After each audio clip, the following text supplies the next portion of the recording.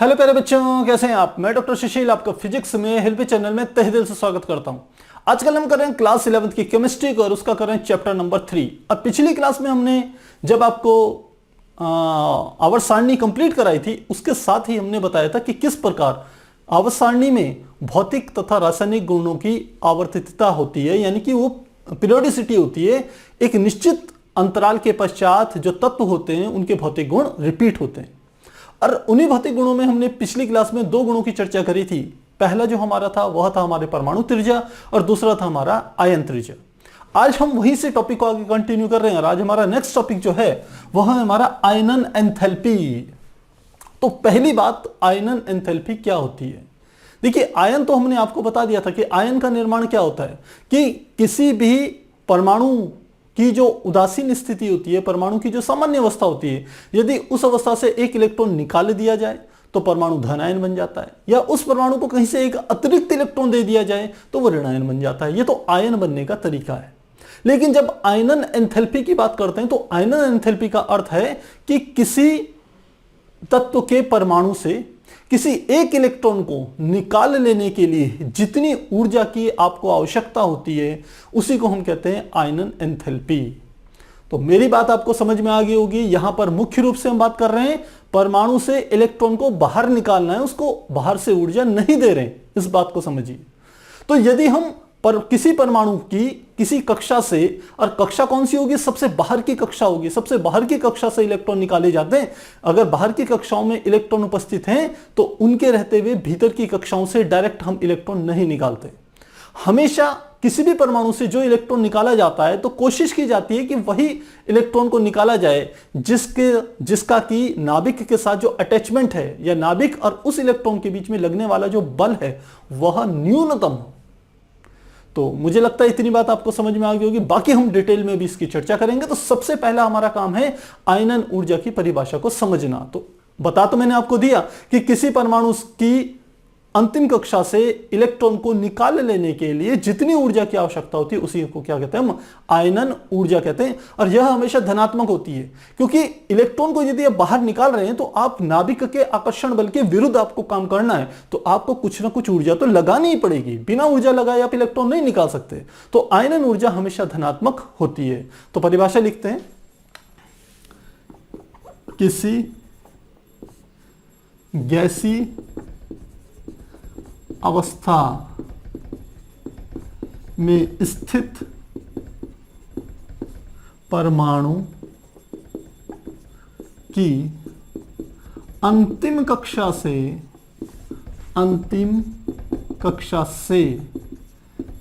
Electron को निकालने के लिए जितनी ऊर्जा की आवश्यकता होती है, जितनी ऊर्जा की आवश्यकता होती है उसे ही आयनन ऊर्जा या आयनन एंथैल्पी लिख लेते हैं। आयनन एंथैल्पी कहते हैं। आप इसे आयनन ऊर्जा भी कह सकते हैं, आप उसे आयनन विभव भी कह सकते हैं। इन तीनों शब्दों से एक ही बात है कि परमाणु से इलेक्ट्रॉन को निकालने के लिए जितनी ऊर्जा की आवश्यकता है उसी को हम आयनन एंथैल्पी भी कहेंगे, उसी को हम आयनन विभव भी कहेंगे, उसी को हम आयनन ऊर्जा भी कहेंगे। तो इतनी बात आपको समझ में आ गई होगी। अब साथ ही मैंने कहा कि आयनन एंथैल्पी का मान हमेशा धनात्मक होता है, हमेशा धनात्मक होता है। यह आपको समझ में आ जाना चाहिए। तो अब आयनन एंथैल्पी तो होगी क्लियर कि परमाणु से हम इलेक्ट्रॉन निकाल रहे हैं, जितनी ऊर्जा चाहिए वही हमारी आयनन एंथैल्पी होगी। अब ये आयनन एंथैल्पी किन तत्वों के परमाणुओं के लिए कम होगी, किन तत्वों के परमाणुओं के लिए ज्यादा होगी, यह किस बात पर निर्भर करेगा। तो इस बात को समझने के लिए हमें कुछ ऐसे प्रभावों को समझना पड़ेगा, कुछ ऐसे बलों को समझना पड़ेगा जो कि आयनन एंथैल्पी को प्रभावित करते हैं। उसमें से पहला जो हमारा आता है वह हमारा होगा जिसे हम कहते हैं नाभिकीय आवेश। पहला जो हमारा होता है वो होता है नाभिकीय आवेश, जिसे हम इंग्लिश में न्यूक्लियर चार्ज भी कहते हैं, नाभिकीय आवेश। इस क्या अर्थ हुआ नाभिकीय आवेश का, कि जिस परमाणु से आप इलेक्ट्रॉन निकालना चाह रहे हैं उसके नाभिक में कितना आवेश है, क्योंकि नाभिक पे कैसा आवेश होता है, धन आवेश होता है, और यह धन आवेश इलेक्ट्रॉन पर क्या करता है, आकर्षण बल लगा करके उसको पकड़े रहता है। तो नाभिकीय आवेश का मान जितना अधिक होगा, इलेक्ट्रॉन के नाभिक से बंधे रहने की संभावना उतनी ही अधिक होगी। तो हम क्या लिखते हैं, नाभिकीय आवेश परमाणु के नाभिक में धनावेश जितना अधिक होगा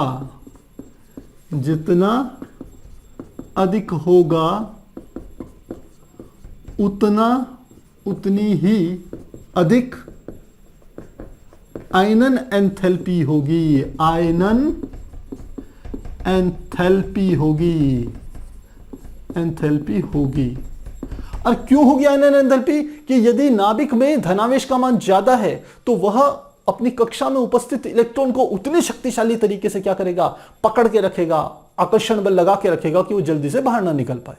अब इसका एग्जाम्पल समझते हैं। एग्जाम्पल क्या है, एग्जाम्पल में चलते हैं, हम चलते हैं एक आवर्त ले लेते हैं। हम मान लेते हैं जो आवर्त ले रहे हैं, आवर्त आप जानते हैं, जो हमने आपको आवर्त सारणी बताई थी, उसमें जो 36 रेखाएं जो होती है वो हमारी होती है आवर्त। तो आवर्त में हम ले रहे हैं, जैसे होता है लिथियम से ले लेते हैं, Li है, लिथियम बेरिलियम, फिर बोरान छोड़ रहे हैं, लिथियम बेरिलियम बोरान, फिर कार्बन ले रहे हैं और फिर नाइट्रोजन ले रहे हैं। मान लेते हैं यह मैं लेना चाह रहा हूं, बल्कि इनको 3 ही को ले रहा हूं मैं। क्यों ऐसा कर रहा हूं, मैं 3 को क्यों ले रहा हूं, ये बाद में आपको मैं डिटेल में समझाऊंगा। अब देखिए लिथियम बेरिलियम और कार्बन, हम कहते हैं यदि इनकी आयनन एंथैल्पी के बारे में बात करें तो हम कहते हैं सबसे अधिक आयनन एंथैल्पी जो होगी वो कार्बन की होगी, उससे कम बेरिलियम की होगी और सबसे कम किसकी होगी, लिथियम की होगी। आयनन एंथैल्पी मैं बता चुका हूं। इस आयनन एंथैल्पी का अर्थ है कि कार्बन की सबसे भारी कक्षा से इलेक्ट्रॉन को निकालने के लिए मुझे सबसे ज्यादा ऊर्जा लगानी पड़ेगी। बेरिलियम में सबसे भारी कक्षा से इलेक्ट्रॉन को निकालने के लिए कार्बन से कम ऊर्जा लगानी पड़ेगी, खर्च करनी पड़ेगी, और लिथियम में सबसे कम करनी पड़ेगी। अब ऐसा क्यों, ऐसा इसलिए यदि इनका स्ट्रक्चर देखें तो लिथियम का परमाणु क्रमांक हम जानते हैं 3 होता है, इलेक्ट्रॉनिक विन्यास होता है 2,1। बेरिलियम का देख ले, बेरिलियम का परमाणु क्रमांक होता है 4, इलेक्ट्रॉनिक विन्यास 2,2। यदि कार्बन की बात करूं तो कार्बन का इलेक्ट्रॉनिक विन्यास हो गया 6 और ये हो गया परमाणु क्रमांक हो गया 6, इलेक्ट्रॉनिक विन्यास 2,4। अब समझिए इनके स्ट्रक्चर कैसे कैसे हैं। इनके स्ट्रक्चर इस प्रकार से हैं, देखिए मैंने यहां पर स्ट्रक्चर बनाऊं तो मैंने कहा ये हमारा क्या हो गया, इसका बना रहे हैं, ये हमने कहा क्या हो गया, न्यूक्लियस हो गया। और न्यूक्लियस में कितना है, यदि ये 3 है, परमाणु क्रमांक 3 है, तो इसके भीतर न्यूक्लियस में कितना आवेश होगा, +3 आवेश होगा।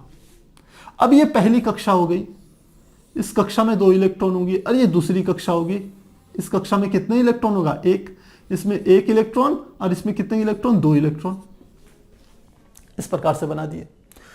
बेरिलियम में चलें तो बेरिलियम में किस प्रकार से बनेगा, इसमें हमने कहा ये हमारा नाभिक हो गया। अब नाभिक में कितना होगा आवेश, +4, क्योंकि परमाणु क्रमांक 4 है तो इसका अर्थ है उसके नाभिक में प्रोटॉनों की संख्या 4 होगी, तो ये हो गया 4। अब देखें ये पहली कक्षा हो गई और ये क्या होगी, दूसरी कक्षा हो गई। तो इसमें पहली कक्षा में 2 इलेक्ट्रॉन, दूसरी कक्षा में 2 इलेक्ट्रॉन। ऐसे ये तीसरे वाले में चलें, कार्बन वाले में, तो कार्बन का कैसे होगा, हमने कहा ये बना देते हैं कार्बन का स्ट्रक्चर। ये हमारा क्या हो गया, न्यूक्लियस हो गया, और कार्बन में 6 है तो ये क्या हो गया, +6। ये हमारी पहली कक्षा हो गई जिसमें कितने इलेक्ट्रॉन हैं, 2 इलेक्ट्रॉन। और ये फिर दूसरी कक्षा होगी जिसमें कितने इलेक्ट्रॉन हैं, 4 इलेक्ट्रॉन हैं। तो 1, 2, 3, 4। इतनी बातें समझ में आ गई। अब हम ये जानना चाह रहे हैं कि इनमें किसकी आयनन एंथैल्पी सबसे अधिक होगी। बता तो मैंने आपको दिया कि कार्बन की आयनन एंथैल्पी सबसे अधिक होगी, लेकिन क्यों होगी इसे समझिए।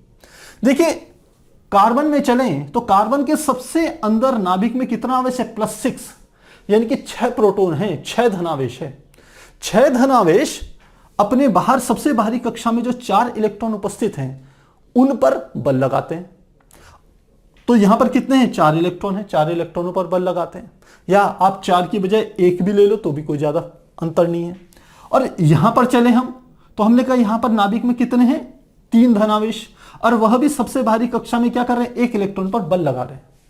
तो किन दो के बीच में लगने वाला आकर्षण बल अधिक होगा? +3 धनावेश और 1 इलेक्ट्रॉन के बीच में, या +6 धनावेश तथा 1 इलेक्ट्रॉन के बीच में? आप देख रहे हो जिसमें धनावेश का मान ज्यादा है वह ज्यादा अधिक बल लगाएगा। तो +6 धनावेश का मान ज्यादा है +3 से, तो +6 वाला नाभिक इस सबसे बाहरी कक्षा में उपस्थित इलेक्ट्रॉनों पर ज्यादा बल लगाएगा, ज्यादा अच्छी तरीके से पकड़ के रखेगा।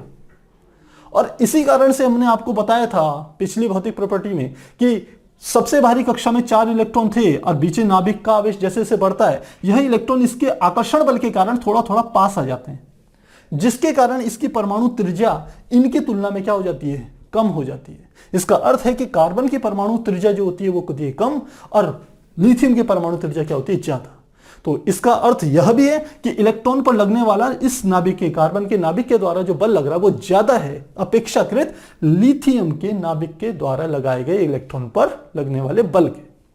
तो यदि इसका बल ज्यादा है तो इसका मतलब यहां से इलेक्ट्रॉन को यदि आप निकालना चाह रहे हो तो आपको ज्यादा मेहनत करनी पड़ेगी, ज्यादा शक्ति लगानी पड़ेगी। इसका अर्थ है इसकी एंथैल्पी सबसे ज्यादा, इसकी एंथैल्पी सबसे कम, और ये तो बीच वाला है, आप समझ सकते हो। तो यदि +6 वाला सबसे ज्यादा बल लगा रहा है तो +4 वाला सबसे बाहरी कक्षा में इलेक्ट्रॉन पर थोड़ा कम बल लगाएगा, और जो हमारा ये वाला है जिसकी सबसे बाहरी कक्षा में केवल 1 इलेक्ट्रॉन है और अंदर +3 धनावेश है, तो यह +3 धनावेश इस पर सबसे कम बल लगाएगा। तो हमने जो ये नाभिकीय आवेश के द्वारा चर्चा करी इसमें केवल एक बल के बारे में हमने बात पूरा हमने कह सकते हैं पूरी डिटेलिंग करी, वह है नाभिक तथा सबसे बाहरी कक्षा में उपस्थित इलेक्ट्रॉनों के बीच लगने वाले बल। इसी आधार पे हमने यह बताया कि जो आयनन एंथैल्पी होगी वो कार्बन की सबसे ज्यादा होगी और लिथियम की सबसे कम होगी। तो लिखेंगे आयनन एंथैल्पी। अब यदि लिखें तो कार्बन की क्या है? सबसे ज्यादा, उसके बाद किसकी है? हमने कहा बीच में बेरिलियम की है, और सबसे कम किसकी है? लिथियम की है। इस बात को हम समझ गए किससे? नाभिकीय आवेश से। तो मुझे लग रहा है ये पहला आपको जो फोर्स लगता है, जो एक कारण होता है आयनन एंथैल्पी को प्रभावित करने वाला, वह कारक जिसको मैंने कहा नाभिकीय आवेश, वो आपको अच्छे से समझ में आ गया होगा। जैसे जैसे नाभिकीय आवेश का मान बढ़ेगा वैसे वैसे संभावना ये है, देखिए मैंने शब्द इस्तेमाल कर रहा हूं संभावना, क्योंकि अभी हम आगे जब और बलों के बारे में चर्चा करेंगे तो बहुत बार आप ये भी देखोगे नाभिकीय आवेश तो बढ़ रहा है लेकिन जो बल है वो उस रेशियो में नहीं बढ़ रहा है, तो उसमें भी हम चर्चा करने वाले हैं। फिलहाल आपने एक साइड को समझा कि यदि नाभिक का आवेश बढ़ेगा तो सबसे बाहरी कक्षा में उपस्थित इलेक्ट्रॉनों पर लगने वाला बल भी बढ़ेगा, जिसके कारण आयनन एंथैल्पी भी बढ़ जाएगी।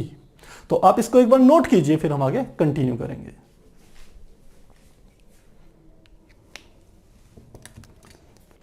तो प्यारे बच्चों, अभी हमने आयनन एंथैल्पी को प्रभावित करने वाले पहले कारक के बारे में चर्चा करी।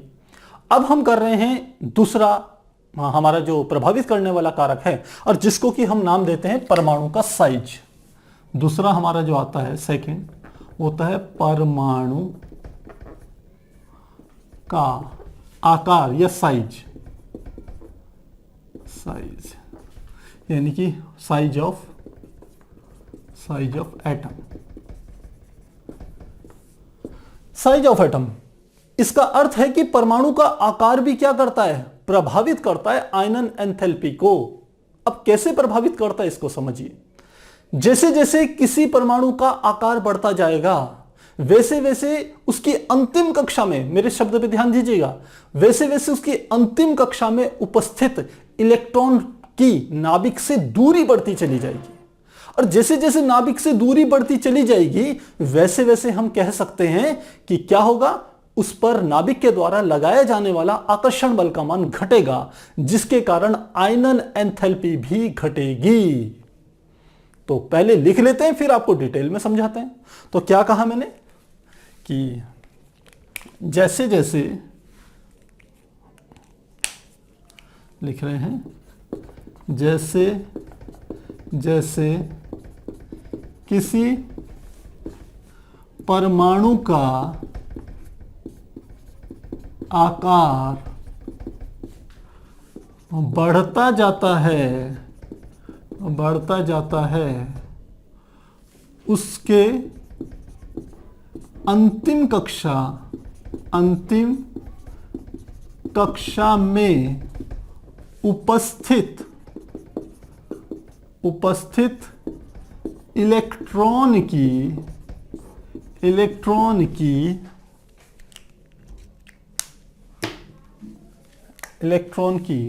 नाभिक से दूरी बढ़ती जाती है, जिसके कारण इलेक्ट्रॉन पर नाभिक द्वारा लगाया गया आकर्षण बल घटता है। अतः आकार बढ़ने पर किसका, परमाणु का आकार बढ़ने पर आयनन एंथैल्पी घटती है। तो इतनी बात आपको समझ में आ जानी चाहिए कि यदि परमाणु का आकार बढ़ेगा तो आयनन एंथैल्पी भी घटेगी। अब इसको समझते हैं कैसे। हमने इससे पहले जो एग्जांपल लिया था वो लिया था एक आवर्त का, और आवर्त की खास बात क्या होती है, उसकी जो मुख्य क्वांटम संख्या होती है पूरे आवर्त के लिए वो सेम होती है। मुख्य क्वांटम संख्या का अर्थ है कि उसमें जो कोशों की संख्या होती है, जो कोश होते हैं वो सेम होते हैं। यदि पहले में हमने देखा था जब लिथियम, सोडियम, जब हमने इनकी चर्चा करी थी, अभी लिथियम की करी थी, कार्बन की करी थी, बेरिलियम की करी थी, तो इन सब के लिए पहली कक्षा के अतिरिक्त दूसरी कक्षा, यानी कि हम कह सकते हैं कि केवल 2 कक्षाएं उपस्थित थी, n का मान 1 और n का मान 2। तो दूसरी कक्षा में ही हमने पूरी की पूरी चर्चा करी थी। तो हमने देखा था कि किस प्रकार से नाभिक का आवेश बढ़ने से आयनन एंथैल्पी बढ़ती है। लेकिन जब हम यहां पर चर्चा कर रहे हैं तो अब हम आवर्त नहीं ले रहे हैं, अब हम ले रहे हैं ग्रुप। तो जैसे ग्रुप ले रहे हैं, ग्रुप मैंने लिया, और ग्रुप आप जानते हैं ऊपर से नीचे जो आवर्त सारणी में खड़ी रेखाएं जो होती है वो ग्रुप को प्रदर्शित करती है। तो मैंने वहां पर एक ग्रुप ले लिया, जैसे लिथियम,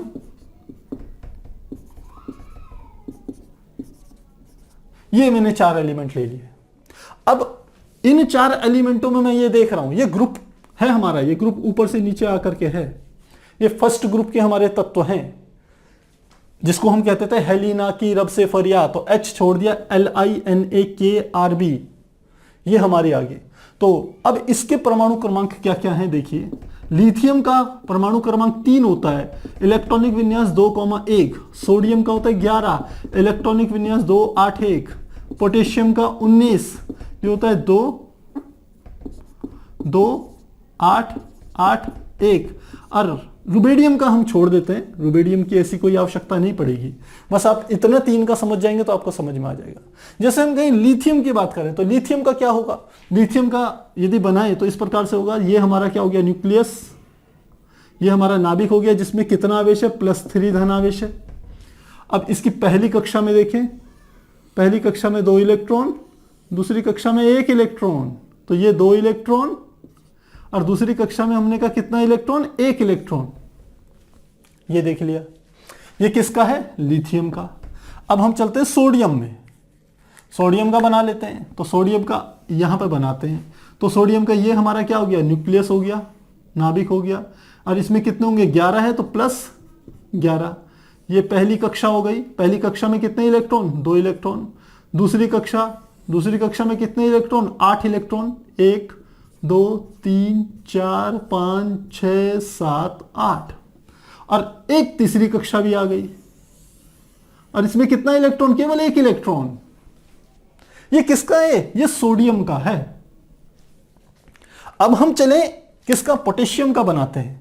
तो पोटेशियम का कैसे बनेगा? पोटेशियम का इस प्रकार से बनेगा, ये हमारा नाभिक हो गया, नाभिक में कितना 19 है तो प्लस 19, 19 प्रोटॉन होंगे, तो धनावेश की मात्रा 19 होगी। अब पहली कक्षा में कितने इलेक्ट्रॉन? 2, 1 2, दूसरी में 8, ये बना दी मैंने दूसरी, 1 2 3 4 5 6 7 8, तीसरी कक्षा में भी 8, तीसरी कक्षा भी बना दी मैंने, तो 1 2 3 4 5 6 7 8, और लास्ट एक और कक्षा है, उसमें क्या है? ये लास्ट कक्षा है, इसमें 1 इलेक्ट्रॉन है, ये 1 इलेक्ट्रॉन है। तो अब इन तीनों की तीनों, क्योंकि इस ग्रुप में सारे के सारे तत्व ऐसे ही होंगे कि जिसकी अंतिम कक्षा में 1 इलेक्ट्रॉन होगा, तो हम कह सकते हैं ये जो 1 इलेक्ट्रॉन होता है, ये सबसे बाहरी कक्षा में जो इलेक्ट्रॉन होते हैं वो उसकी संयोजकता को भी प्रदर्शित करते हैं। और वास्तव में देखा जाए जो हमारे ग्रुप होते हैं वो संयोजकता को ही प्रदर्शित करते हैं, ये भी ध्यान रखिएगा। तो हमने कहा इन सब में देखिए, लिथियम की भी सबसे भारी कक्षा में 1 इलेक्ट्रॉन, सोडियम की भी भारी कक्षा में 1 इलेक्ट्रॉन, और पोटेशियम की भी भारी कक्षा में 1 इलेक्ट्रॉन है। तो अब बताइए इनमें से किसकी एंथैल्पी, आयनन एंथैल्पी सबसे ज्यादा होगी? तो अब यदि आप ध्यान दें, भले ही आप कह रहे होंगे कि सर आपने बताया था कि नाभिक में धनावेश बढ़ेगा तो इलेक्ट्रॉन को ज्यादा शक्तिशाली तरीके से वो खींचेगा, लेकिन यहां पर क्या हो रहा है कि नाभिक का धनावेश इसमें 3 है, इसमें 11 है, इसमें 19 है, लेकिन 3 धनावेश कम है, लेकिन इस इलेक्ट्रॉन की नाभिक से दूरी कम है, क्योंकि यह केवल एक कक्षा के बाद अगली कक्षा पर उपस्थित है। इसमें भले ही धनावेश 11 है, लेकिन इसके बीच में अंतिम इलेक्ट्रॉन और नाभिक के बीच में 2 कक्षाएं आ गई, ये पूरी की पूरी भरी हुई कक्षा भी है और 2 कक्षाएं पूरी भरी हुई है। पोटेशियम के केस में आए तो नाभिक में भले 11 धनावेश है और सबसे अंतिम कक्षा में इलेक्ट्रॉन के बीच में 3 पूर्ण कक्षाएं भरी हुई है, एक कक्षा ये, दूसरी ये, 3 कक्षाएं भरी हुई है। तो इस इलेक्ट्रॉन की इस नाभिक से दूरी सबसे ज्यादा यहां पर है।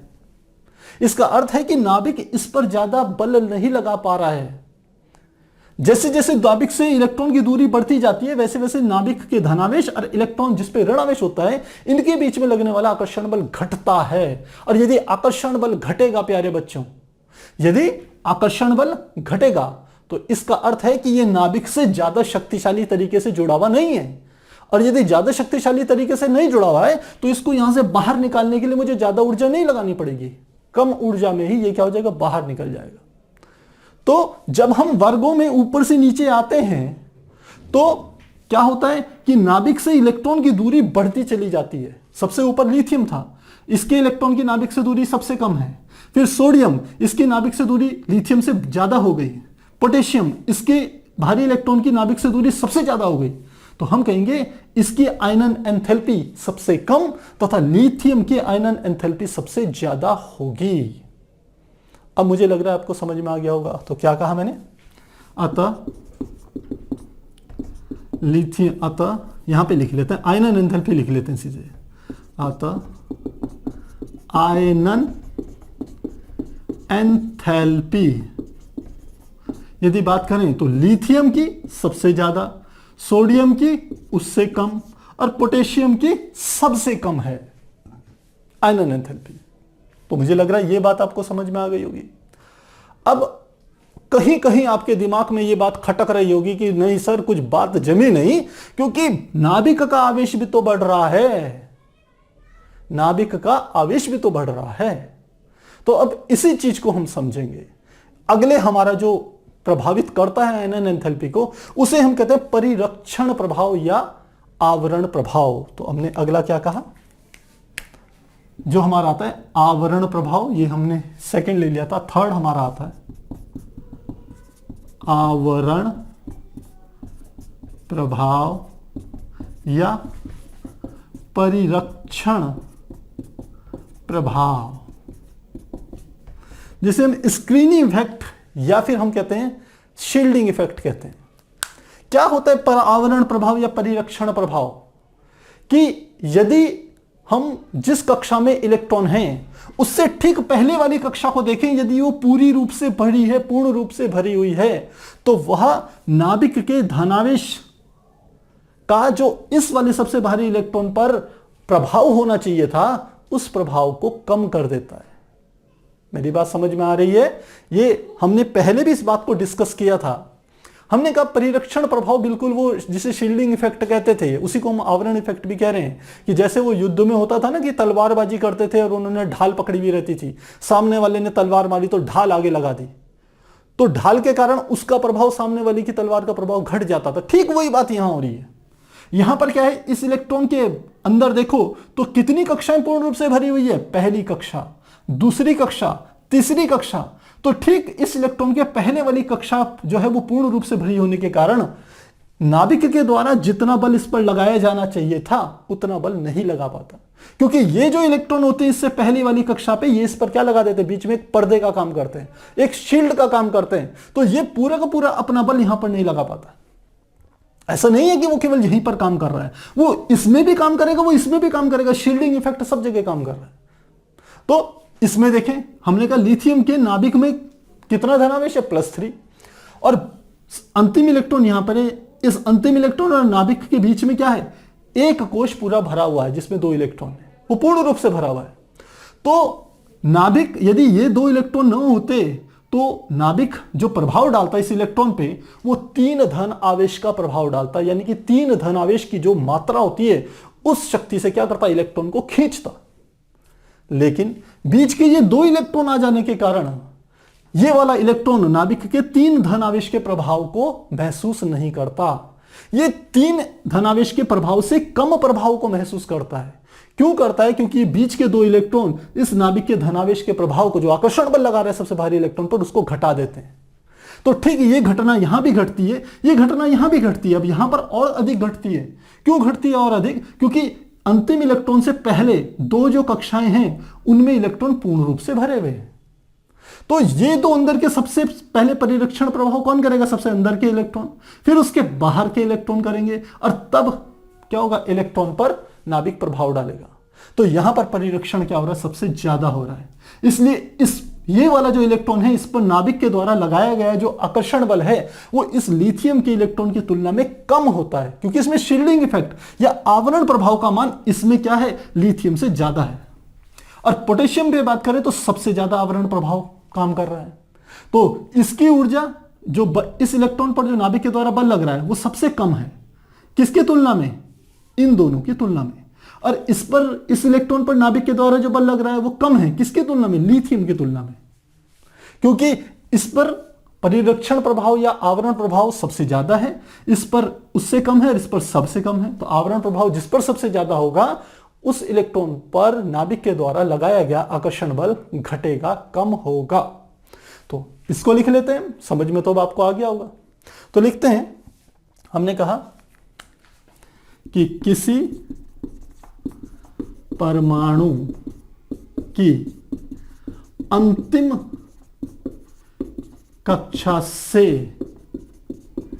पूर्व की कक्षा, जिसे हम कोर कहते हैं, कोर इलेक्ट्रॉन कह लीजिए या कोर कक्षा कह लीजिए, कि पूर्व की कक्षा यानी कि कोर कक्षा द्वारा अंतिम कक्षा में उपस्थित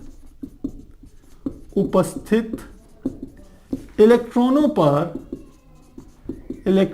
पर नाभिक द्वारा डाला गया आकर्षण बल।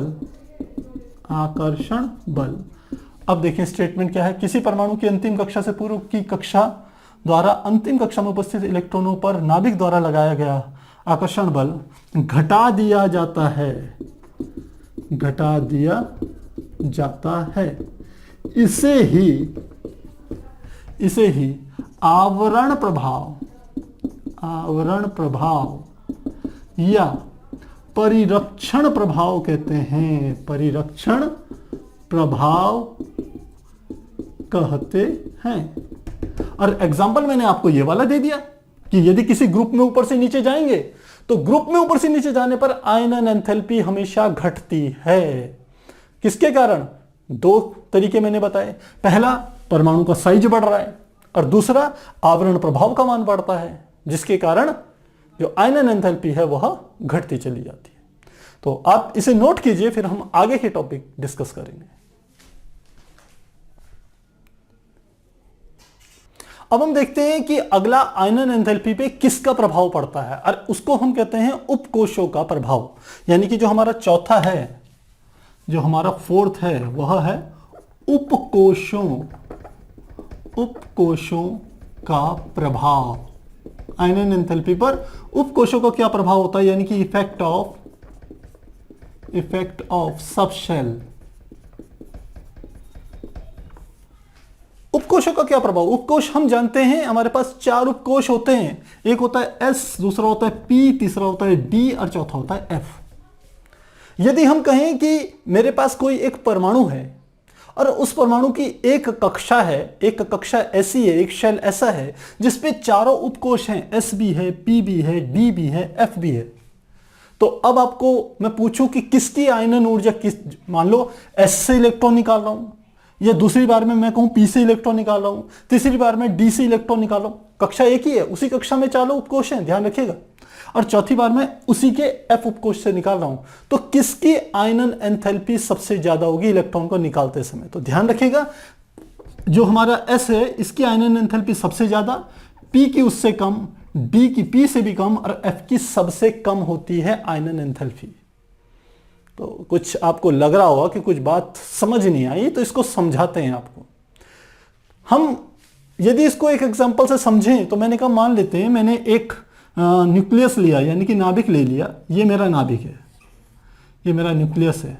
इस न्यूक्लियस की ये पहली कक्षा हो गई, ये दूसरी हो गई, ये तीसरी हो गई, ये चौथी हो गई, और आप जानते हैं जो चौथी कक्षा होती है उसी कक्षा में हमारा F उपकोश पहली बार आता है। तो इस चौथी कक्षा को मैं थोड़ा सा डिटेल में बना रहा हूं। ये मेरी चौथी कक्षा है, मान लेते हैं ये चौथी कक्षा है, ये पहली, ये दूसरी, ये तीसरी, ये चौथी। अब इस चौथी कक्षा में चारों उपकोश हैं। अब चारों उपकोश कौन कौन से? S उपकोश, P उपकोश, D उपकोश, F उपकोश। तो S उपकोश में एक हम कह सकते हैं कक्षक होता है जिसमें 2 इलेक्ट्रॉन होंगे। P उपकोश में कितने होते हैं? 3 कक्षक होते हैं जिसमें 6 इलेक्ट्रॉन होते हैं। D उपकोश में 5 कक्षक होते हैं जिसमें 10 इलेक्ट्रॉन हो सकते हैं अधिकतम। और F उपकोश में हम जानते हैं 7 कक्षक होते हैं जिसमें कि 7 कक्षक होते हैं जिसमें कि हम कहते हैं 14 इलेक्ट्रॉन हो सकते हैं।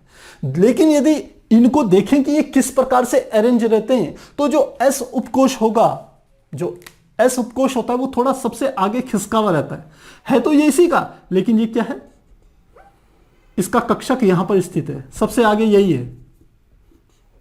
ये कौन सा वाला है? ये S उपकोश है। उसके बाद कहें अगला वाला P उपकोश इसके बाद रहता है, तो ये कौन सा कक्षक है? P कक्षक। फिर उसके बाद अगला वाला कहें तो अगला वाला कौन सा है हमारा? फिर D, तो D ये वाला हो गया, ये हमारा कौन सा है? ये D। और लास्ट में जो ये वाला है यहां पर रहता है हमारा F कक्षक, ये हमारा F कक्षक है, ये हमारा कौन सा है? F कक्षक। तो मेरे कहने का अर्थ है कि नाभिक के सबसे समीप किसी भी एक जो हमारी कक्षा होती है, ये हमारी क्या थी? आपको ध्यान हो, ये मैंने कहा था क्या है? ये एक कक्षा है, ये कक्षा नंबर क्या है? 4। इस पे चारों उपकोश हैं, S भी है, P भी है, D भी है, F भी है। लेकिन मैंने कहा S नाभिक की ओर ज्यादा आकर्षित होता है, P उससे थोड़ा कम आकर्षित होता है, तो S से थोड़ा पीछे कह लीजिए। D और कम आकर्षित होता है, तो D क्या है? S तथा P के पीछे है। और F सबसे कम आकर्षित होता है, या उसके इलेक्ट्रॉन सबसे कम आकर्षित होते हैं, तो ये सबसे पीछे है। अब आखिर इस बात का, इस जानकारी का हमें क्या फायदा होगा? इसका फायदा यह है कि आपको पता होगा कि S कक्षक के इलेक्ट्रॉन नाभिक के सबसे समीप हैं, इसलिए इन पर लगने वाले आकर्षण बल का मान, इन पर स्थित इलेक्ट्रॉनों पर लगने वाले आकर्षण का बल का मान P, D, F के इलेक्ट्रॉनों की तुलना में काफी ज्यादा है। इसलिए इस S कक्षक की जो इसमें उपस्थित जो इलेक्ट्रॉन होंगे उनको बाहर निकालने के लिए हमें ज्यादा ऊर्जा खर्च करनी पड़ेगी, और ज्यादा ऊर्जा खर्च करने का अर्थ है इनकी आयनन एंथैल्पी ज्यादा होगी। इसलिए मैंने कहा S कक्षक की आयनन एंथैल्पी सबसे ज्यादा होती है। फिर उसके पीछे कौन आ गया? P आ गया। अब P और S में क्या अंतर है? P और S में अंतर यह है कि S पर जो परिरक्षण प्रभाव, या हम कह सकते हैं आवरण प्रभाव जो पड़ेगा, वो तो इन कक्षकों में, इन जो हमारे कह सकते हैं इससे पहले के जो हम कह सकते हैं शेल जो है, कोश जो हैं, इन कोशों में जो उपकक्षक होंगे उन पे उपस्थित इलेक्ट्रॉनों के कारण एस पर क्या पड़ेगा, आवरण प्रभाव पड़ेगा। और पी पर क्या पड़ेगा, इन कक्षकों के द्वारा तो आवरण प्रभाव पड़ेगा ही, साथ में इस एस कक्षक के द्वारा भी आवरण प्रभाव डाला जाएगा। डी पे क्या होगा, इन सब के द्वारा तो डाला ही जाएगा, साथ में एस और पी के द्वारा भी आवरण प्रभाव डाला जाएगा। तो जैसे जैसे अंदर बाहर की तरफ जाएंगे वैसे वैसे आवरण प्रभाव का मान बढ़ता चले जाएगा, जिसके कारण बाहर उपस्थित इलेक्ट्रॉन नाभिक से हम कह सकते हैं कम शक्तिशाली रूप से क्या होंगे, जुड़ेंगे, जिसके कारण इनको बाहर निकालने के लिए हमें कम ऊर्जा की आवश्यकता होगी। और हम कहेंगे सबसे भारी कक्षा में उपस्थित इलेक्ट्रॉन जो होंगे, जो एफ में हैं, उनकी आयनन एंथैल्पी सबसे कम होगी। तो मुझे लग रहा है मेरी ये बात आपको अब समझ में आ जानी चाहिए, तो मैं इस बात को लिख रहा हूं। मैंने कहा कि किसी कोश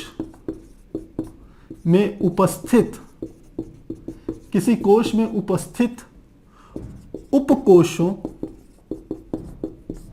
में इलेक्ट्रॉनों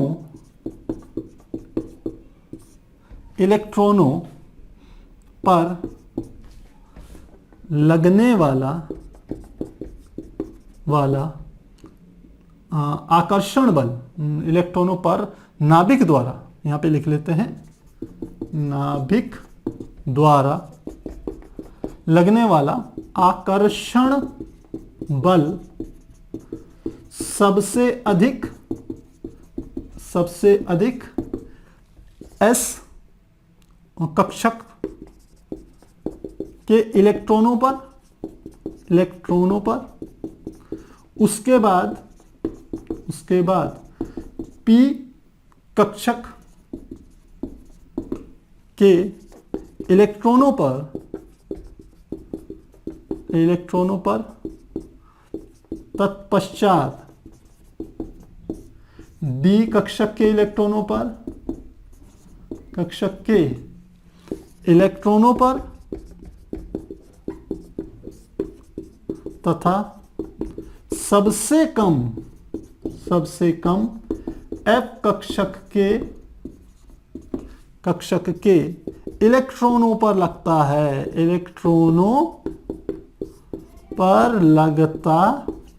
है, तो क्या कहा हम एक बार देख लेते हैं। समझा तो मैंने आपको दिया ही है।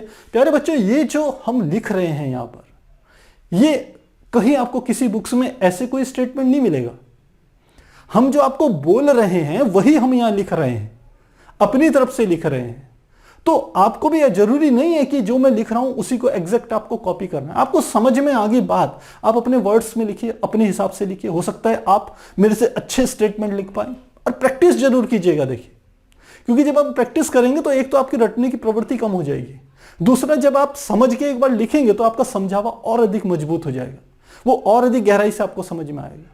तो मैंने क्या कहा कि किसी कोश में उपस्थित उपकोश, जैसे मैंने यहां पर लिया था, यह हमारा कौन सा था, चौथा कोश था, यानी कि चौथा शेल था। और उसमें उपस्थित उपकोश कौन से, एस पी डी एफ में जो इलेक्ट्रॉनों पर नाभिक द्वारा लगाया गया आकर्षण बल, नाभिक के द्वारा जो लगाया गया आकर्षण बल सबसे अधिक किस पर लगता है, एस कक्षक के इलेक्ट्रॉनों पर, उसके बाद पी कक्षक के इलेक्ट्रॉनों पर, तत्पश्चात डी कक्षक के इलेक्ट्रॉनों पर तथा सबसे कम एफ कक्षक के इलेक्ट्रॉनों पर लगता है। तो मुझे लग रहा है यह बात आपको समझ में आ गई होगी। यह मैंने एग्जाम्पल भी आपको दे दिया। अब हम पीरियोडिक टेबल का जो हमारे पास आवर्त सारणी थे उसका हम क्या करेंगे, एक एग्जाम्पल लेंगे। क्योंकि मैंने अभी आपको समझाया था कि जब परमाणु का आकार बढ़ता है, एक तो आकार बढ़ना बताया था और एक मैंने बताया था जब नाभिक का साइज बढ़ता है। तो जब मैंने नाभिक का साइज लिया था तो एक आवर्त लिया था, उस आवर्त में मैंने लिया था लिथियम, बेरिलियम और कार्बन ले लिया था, मैंने बोरोन वहां छोड़ दिया था। तो अब उस बोरोन के बारे में चर्चा यहां पर होगी। तो मैंने कहा आवर्त सारणी में हम ले रहे हैं द्वितीय आवर्त में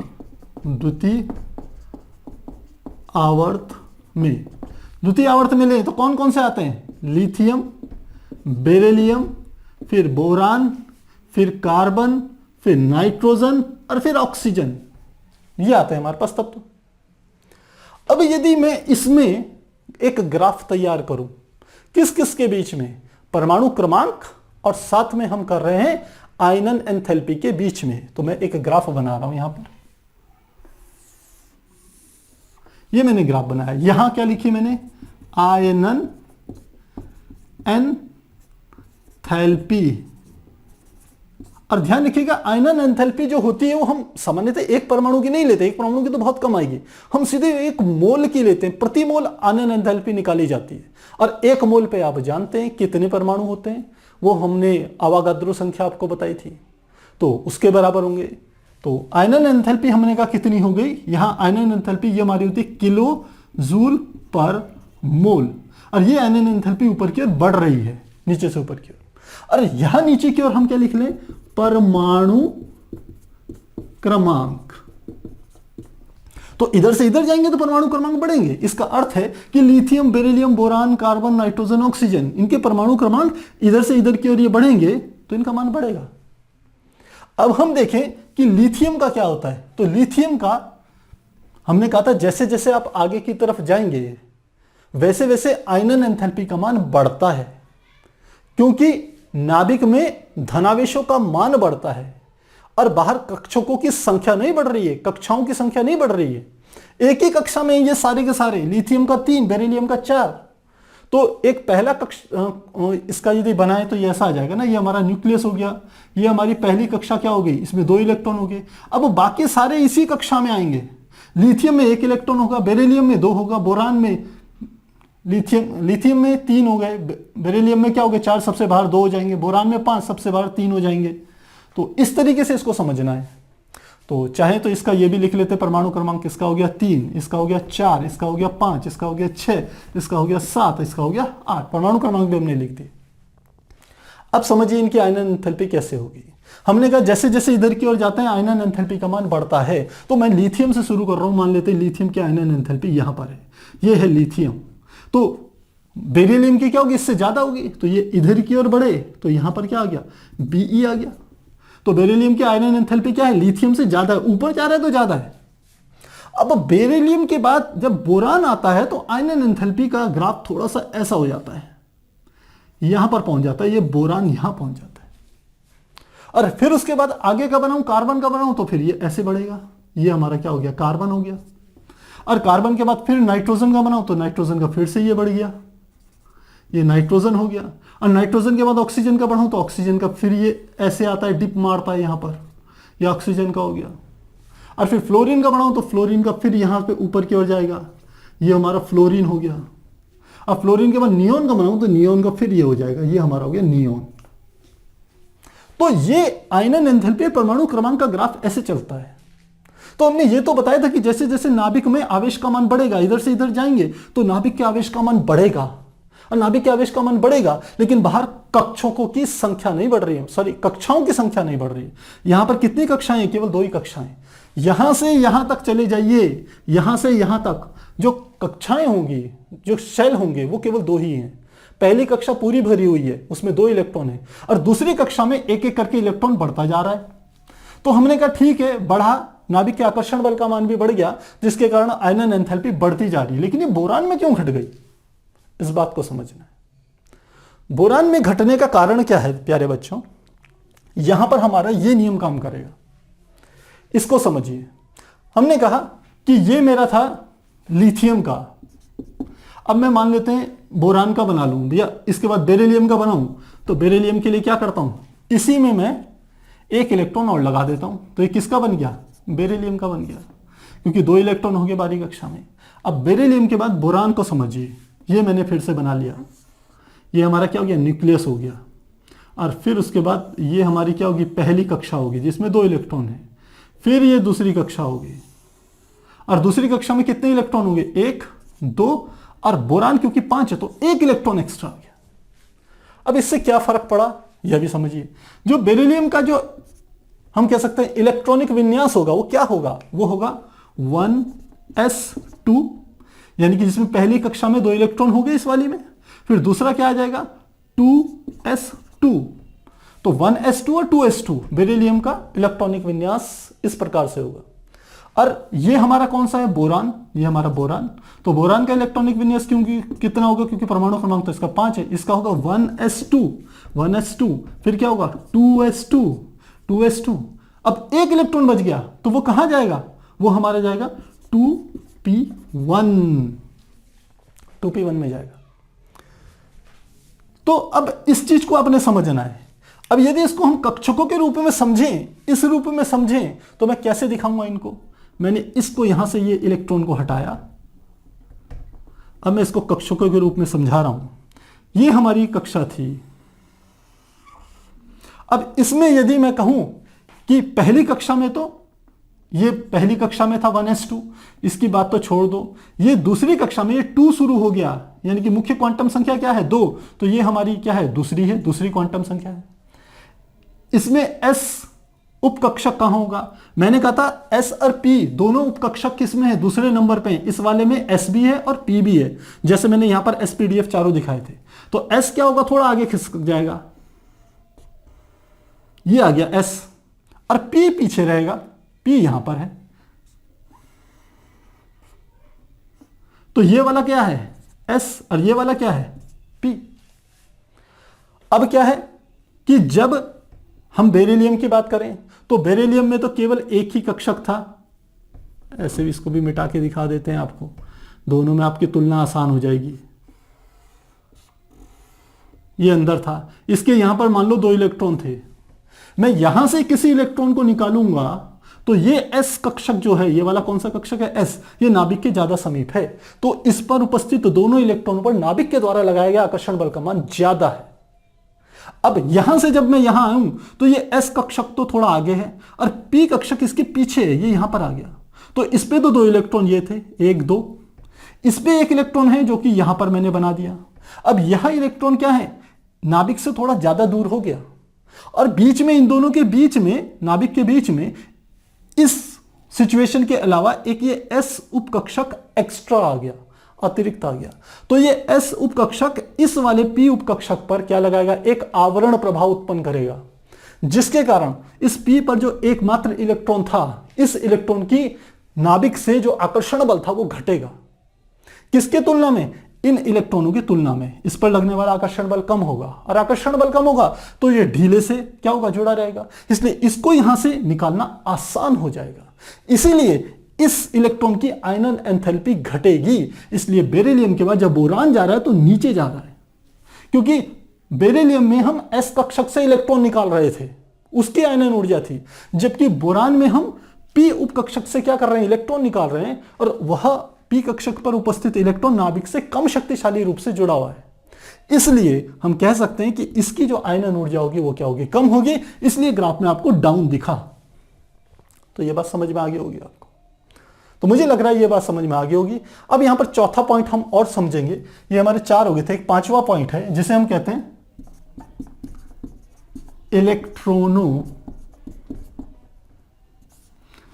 या इलेक्ट्रॉनिक व्यवस्था का स्थायित्व। यानी कि हम कह सकते हैं कि जो आयनन ऊर्जा है वो इस बात पर भी निर्भर करती है कि इलेक्ट्रॉनिक व्यवस्था कितनी स्थायी है अथवा अस्थायी है। तो हम लिख सकते हैं स्थायी इलेक्ट्रॉनिक व्यवस्था की आयनन ऊर्जा अस्थायी इलेक्ट्रॉनिक व्यवस्था की आयनन ऊर्जा से अधिक होती है।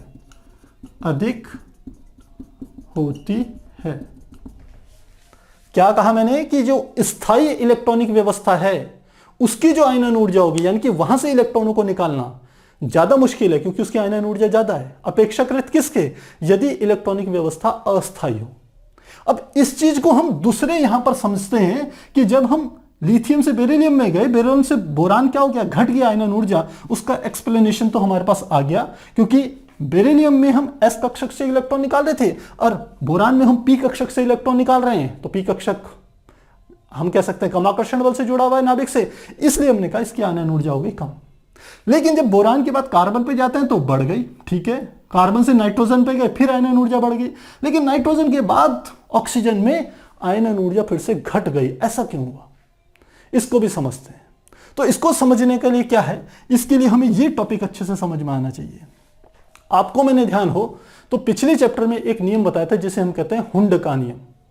और हुंड का नियम यह कहता है कि जब इलेक्ट्रॉन किसी कक्षक में भरते हैं, मान लो p कक्षक में भर रहे हैं, मैंने कहा किस कक्षक में भर रहे हैं, यहां पर बना के दिखा रहा हूं आपको। मान लेते हैं p कक्षक है मेरे पास, ये p है। तो p कक्षक में, p में क्या होता है, p सब शेल में 3 कक्षक होते हैं p में। तो एक में कितने इलेक्ट्रॉन होते हैं, एक कक्षक में 2 इलेक्ट्रॉन जा सकते हैं। तो मैंने कहा मान लेते मुझे 4 इलेक्ट्रॉन भरने। 4 इलेक्ट्रॉन कौन से, क्योंकि ऑक्सीजन है तो ऑक्सीजन का परमाणु क्रमांक कितना होता है 8। इलेक्ट्रॉनिक विन्यास क्या होगा 2 और 6 होगा, 2 6 होगा। यदि sp-df ऊर्जा स्तरों में इसको बांटें तो ये होगा 1s2 2s2 और क्या होगा 2p4, यही तो होगा।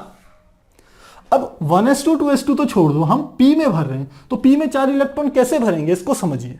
हमने कहा हुंड का नियम कहता है कि 4 इलेक्ट्रॉन सीधे ऐसे नहीं भरेंगे कि ये ऊपर ये नीचे, ये ऊपर ये नीचे और ये खाली रह जाए, ऐसे नहीं भरते।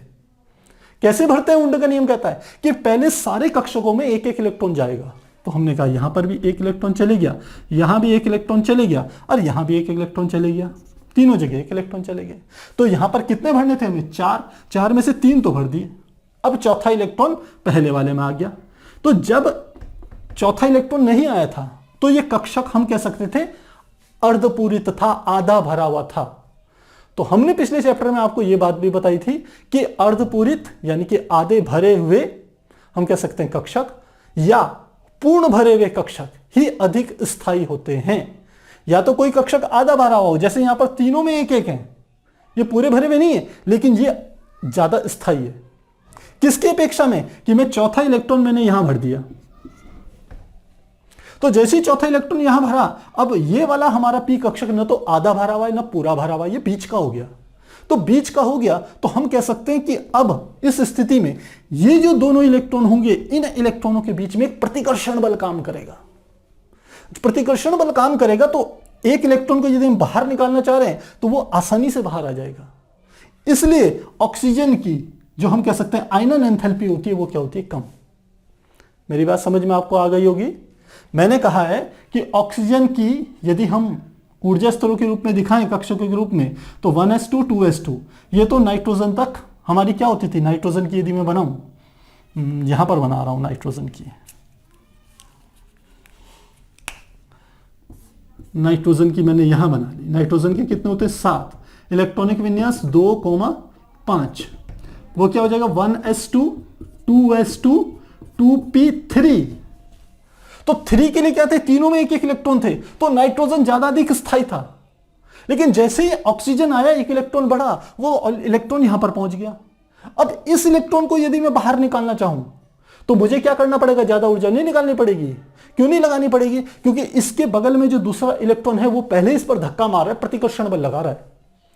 इसलिए नाइट्रोजन की तुलना में नाइट्रोजन की ये p कक्षक कैसे भरता, ये ऐसे भरता, इसमें बनाए। तो मैंने कहा ये पहला इलेक्ट्रॉन, ये दूसरा इलेक्ट्रॉन, ये तीसरा इलेक्ट्रॉन, तो ये आधा भरा हुआ है, ये ज्यादा स्थायी है। किसके तुलना में, इसकी तुलना में ये कम स्थायी है। तो इससे इस वाले इलेक्ट्रॉन को बाहर निकालने के लिए मुझे ज्यादा ऊर्जा नहीं लगानी पड़ेगी। किसके तुलना में, इसकी तुलना में। इसको बाहर निकालने के लिए ज्यादा ऊर्जा लगानी थी क्योंकि ये स्थायी अवस्था में, ये अर्धपूरित है हमारा पूरा कोश, और ये हमारा क्या है, न तो अर्धपूरित है न पूर्णपूरित। तो यहां से इलेक्ट्रॉन निकालूंगा तो कम ऊर्जा खर्च करनी पड़ेगी क्योंकि पहले से दूसरा इलेक्ट्रॉन इस पर क्या लगा रहा है, प्रतिकर्षण बल लगा रहा है। इसलिए इसकी आयनन ऊर्जा क्या हो गई, घट गई, और उसके बाद ये बढ़ती चली जाती है। सबसे अधिक जो आयनन ऊर्जा की आवश्यकता होती है वो हमारे होती है नोबल गैसेस के लिए, इनके लिए हीलियम, नियोन, आर्गन, क्रिप्टन, क्योंकि इसका अंतिम कोश जो होता है पूर्ण रूप से भरा हुआ होता है, तो जल्दी से वहां से इलेक्ट्रॉन निकालना आसान काम नहीं होता। तो प्यारे बच्चों, मुझे लगता है यहां पर आपको आयनन एंथैल्पी अच्छे से समझ में आ गई होगी। यदि आप ये 5 नियमों को समझ गए तो इन 5 नियमों की सहायता से आप आसानी से आवर्त सारणी के, चाहे आप आवर्तों की निकालिए, आवर्त एक ही आवर्त में उपस्थित जो विभिन्न तत्व हैं उनकी आयनन एंथैल्पी निकालिए, या किसी एक वर्ग में ऊपर से नीचे जाने पर उनकी आयनन एंथैल्पी किस प्रकार कम होती है, वो भी मैंने आपको दिखाया था कि किस प्रकार से वो घट रही है आयनन एंथैल्पी, क्योंकि उसमें क्या हो रहा है, नाभिक से अंतिम इलेक्ट्रॉन की दूरी बढ़ती चली जा रही है। इसलिए जितनी ज्यादा दूरी बढ़ेगी उतना ज्यादा नाभिक के द्वारा लगाया गया आकर्षण बल का मान कम होगा। साथ ही बीच के जो जितने कक्षक होंगे वो उस पर क्या लगाएंगे, वो उस पर लगाएंगे आवरण प्रभाव या फिर शील्डिंग इफेक्ट लगाएंगे, जिसके कारण अंतिम इलेक्ट्रॉन का नाभिक से जो आकर्षण बल होगा वो घटा रहेगा और इसके कारण उनकी आयनन एंथैल्पी घटती है। तो वर्ग में ऊपर से नीचे जाएं तो आयनन एंथैल्पी घटेगी, आवर्त में लेफ्ट से राइट की तरफ चले तो आयनन एंथैल्पी बढ़ेगी। यहां पर दिख रहा है ये चीज। और जो स्पेशल केस है ये बोरोन और कार्बन के, जहां पे थोड़ा घट रहा है, तो इसके कारण मैंने आपको बता दिया। तो मुझे लगता है ये चीजें आपको अच्छे से समझ में आ गई होगी। यदि आपके कहीं पर कोई डाउट्स होंगे तो कमेंट बॉक्स में जरूर लिखिएगा। तो प्यारे बच्चों, अभी हमने आयनन एंथैल्पी को डिटेल में समझा और साथ ही यह समझा कि आयनन एंथैल्पी किस प्रकार से प्रभावित होती है, कब वो ज्यादा होती है और कब वह कम होती है। अब कभी कभी आप देखेंगे कि आयनन एंथैल्पी के आगे कभी कभी प्रथम, द्वितीय और तृतीय लिखा हुआ आ जाता है, जिसे हम कहते हैं प्रथम आयनन एंथैल्पी, द्वितीय आयनन एंथैल्पी, तृतीय आयनन एंथैल्पी। तो इसे समझते हैं ये क्या चीजें हैं। तो सबसे पहले हम बात कर रहे हैं प्रथम आयनन एंथैल्पी। क्या हुआ प्रथम आयनन एंथैल्पी, समझिए। मैंने कहा मेरे पास कोई एक तत्व है X और ये गैसीय स्टेट में है, यानी कि गैसीय अवस्था में है, जैसे हमने परिभाषा में चर्चा करी थी। अब इससे कोई इलेक्ट्रॉन निकलता है, तो हमने कहा जब इलेक्ट्रॉन निकलेगा तो ये गैसीय स्टेट में ही रहेगा और एक ये धन आयन इसके अंदर एक आ जाएगा, यानी कि एक धन आयन बन जाएगा और साथ में कहते हैं एक इलेक्ट्रॉन निकल गया। तो जब किसी उदासीन परमाणु से पहला इलेक्ट्रॉन बाहर निकालने के लिए जितनी ऊर्जा की आवश्यकता होती है उसे हम कहते हैं प्रथम आयनन एंथैल्पी। मेरी परिभाषा समझ में आ गई होगी कि किसी उदासीन परमाणु से जो गैसीय अवस्था में हो उससे पहले इलेक्ट्रॉन को बाहर निकालने के लिए जितनी ऊर्जा की आवश्यकता होती है उसे हम कहते हैं प्रथम आयनन एंथैल्पी।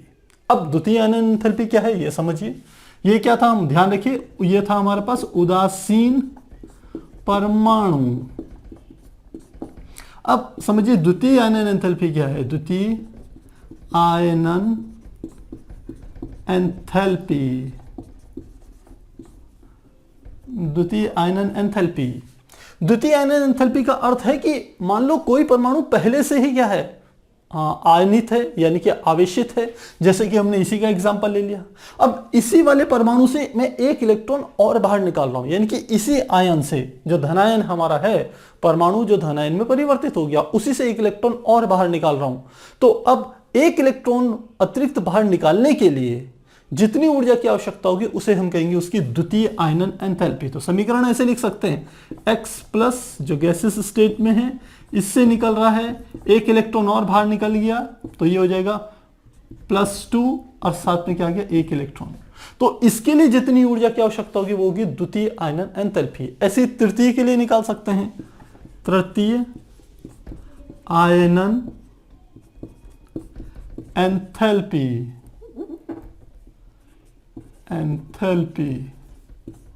इसका अर्थ है कि यदि ये वाला हमारे पास कोई एक परमाणु है जिससे 2 इलेक्ट्रॉन पहले ही बाहर निकाल रखे हैं और वो +2 धनावेशित है, तो उसके लिए यदि उससे एक और इलेक्ट्रॉन यदि मैं बाहर निकाल दूं तो ये हो जाएगा x + 3 गैसेस स्टेट में रहेगा और साथ में हो गया एक इलेक्ट्रॉन। तो इसको हम कहते हैं प्रथम आयनन एंथैल्पी, द्वितीय आयनन एंथैल्पी, तृतीय आयनन एंथैल्पी। अब साथ ही ये भी ध्यान रखिए कि परमाणु तो वही है, लेकिन जब परमाणु से पहली बार हम करेंगे इलेक्ट्रॉन निकालेंगे तो उसके लिए जितनी ऊर्जा की आवश्यकता होगी, जिसे हम प्रथम आयनन एंथैल्पी कह रहे हैं, उस ऊर्जा का मान कम होगा अपेक्षाकृत उस ऊर्जा से जब जो कि द्वितीय आयनन एंथैल्पी में हमारे को हम कह सकते हैं लगाएंगे। क्या करेंगे, इलेक्ट्रॉन को बाहर निकालने के लिए जितनी ऊर्जा हम लगाएंगे, जिसको हम द्वितीय आयनन एंथैल्पी कह रहे हैं, इसका मान प्रथम वाले से हमेशा ज्यादा होगा और तृतीय आयनन एंथैल्पी का मान द्वितीय से ज्यादा होगा। तो हम क्या कह सकते हैं, हमने कहा प्रथम आयनन एंथैल्पी, इसका मान छोटा होगा किससे, द्वितीय आयनन एंथैल्पी से, आयनन एंथैल्पी से, और इसका मान भी क्या होगा, छोटा होगा तृतीय आयनन एंथैल्पी से, तृतीय आयनन एंथैल्पी से। इस प्रकार से हम इसको समझ सकते हैं। और आयनन एंथैल्पी सामान्यतः किसी एक परमाणु की हम नहीं लेते, आयनन एंथैल्पी ली जाती है पूरे हम एक मोलो की लेते हैं, और उसका जो मात्रक होता है आयनन एंथैल्पी का, ध्यान रखेंगे, आयनन एंथैल्पी को किलो जूल पर मोल में मापा जाता है, मापा जाता है, जहां किलो जूल क्या है, ऊर्जा है, और कितने की, वो प्रति मोल के। जो भी आप गैसीय परमाणु ले रहे हैं उसके पूरे आप एक मोल लेंगे तो उनको आयनित करने के लिए जितनी ऊर्जा की आवश्यकता होगी उसे हम कहेंगे आयनन एंथैल्पी, और इसका मात्रक किलो जूल प्रति मोल होगा। तो इतने बात समझ में आ गई। अब इससे रिलेटेड हम देख रहे हैं एनसीईआरटी में इस टॉपिक से रिलेटेड एक एग्जाम्पल है जो कि हमारा है एग्जाम्पल 3.6। तो लिख रहे हैं उदाहरण 3.6। क्या है उदाहरण, तीसरे आवर्त के तत्वों में, तो ध्यान रखिए तीसरे आवर्त की बात कर रही है, सोडियम, मैग्नीशियम और सिलिकॉन की प्रथम आयनन एंथैल्पी डेल्टा एच के मान क्रमशः 496, 737 और 786 है। तो क्या क्या दे दिए, सोडियम, मैग्नीशियम और एक और हमारे को दे दिया है यानी कि सिलिकॉन, सिलिकॉन, और इनके प्रथम आयनन एंथैल्पी दे रखी है, ध्यान रखिएगा, ये हमें दी है प्रथम आयनन एंथैल्पी। तो सोडियम की कितनी है, सोडियम की हमें दी है 496, 737, मैग्नीशियम की है 737 और सिलिकॉन की है 786, सिलिकॉन की है 786। तो अब आगे क्या प्रश्न कह रहा है, पूर्वानुमान कीजिए कि एल्युमिनियम की प्रथम आयनन एंथैल्पी का मान 575 या 760 किलो जूल पर मोल में से किसके अधिक पास होगा, इसका उचित कारण बताइए। तो हमें बताना है कि जो एल्युमिनियम है इसकी आयनन एंथैल्पी किसके पास होगी, 775, यह है 575 किलो जूल पर मोल, या अगला दी है 760 किलो जूल पर मोल। इनमें से किसके पास होगी आपको यह बताना है। प्यारे बच्चों, हमने आपको बताया था कि आयनन एंथैल्पी जब हम किसी आयत में लेफ्ट से राइट की तरफ जाते हैं, बाएं से दाएं की तरफ जाते हैं, तो आयनन एंथैल्पी का मान बढ़ता है, यह बात हमें सही पता है।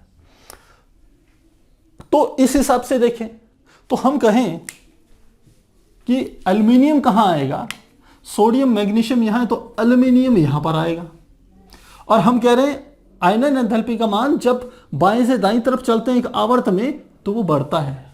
तो केवल इतनी ही बात यदि हम समझे तो हमें लगेगा कि ये 760 बिल्कुल सही है, एल्युमिनियम का मान 760 किलो जूल पर मोल होना चाहिए।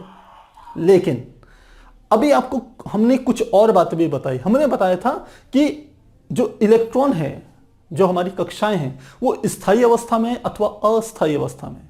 तो यदि हम मैग्नीशियम का इलेक्ट्रॉनिक विन्यास देखें तो मैग्नीशियम का परमाणु क्रमांक होता है हमारा 12, और इलेक्ट्रॉनिक विन्यास आप जानते हैं यह हमारा होगा, यहीं पे लिख रहे हैं, ये होगा 2, 8, 2, इस प्रकार से होगा। और यदि इसके इलेक्ट्रॉनिक विन्यास को एसपीडीएफ के पदों में व्यक्त करें तो लिखेंगे 1s2, 2s2, 2p6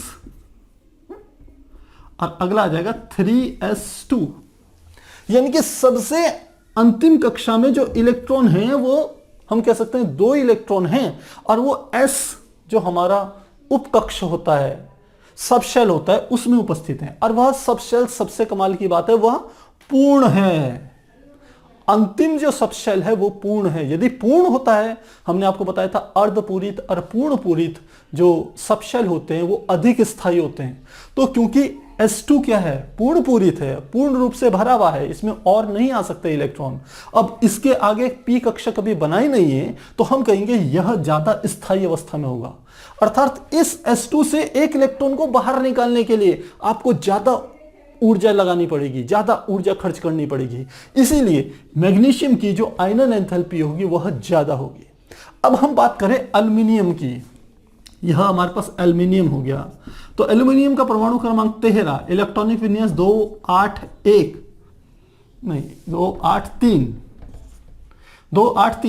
और एसपीडीएफ में लिखें तो 1s2 2s2 2p6 3s2, तो यह कितने हो गए, 2 2 4 6 10 2 12, और फिर क्या आ जाएगा 3p, और साथ में आप जानते हैं ये आ जाएगा 1।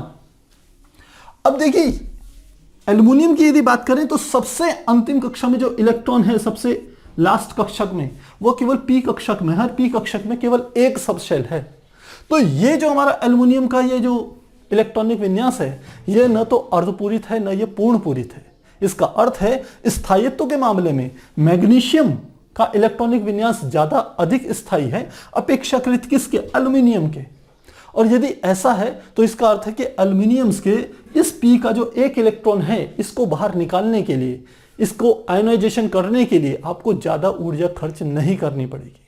इसका अर्थ है कि जो इसकी जो ऊर्जा होगी वह ऊर्जा 760 है, ये नहीं होगी, ये क्या होगी, इससे कम होगी।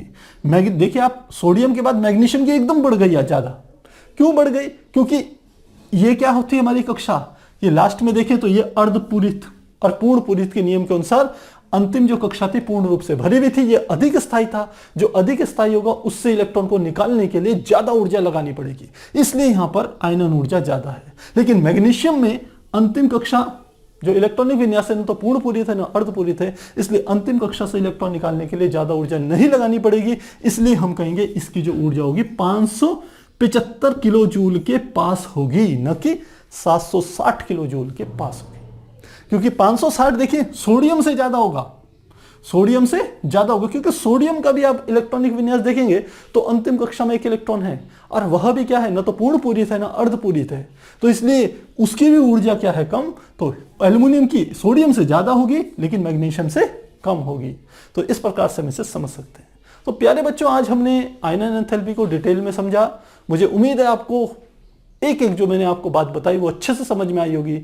यदि आपके कहीं पर कोई डाउट होता है तो कमेंट बॉक्स में जरूर लिखिएगा।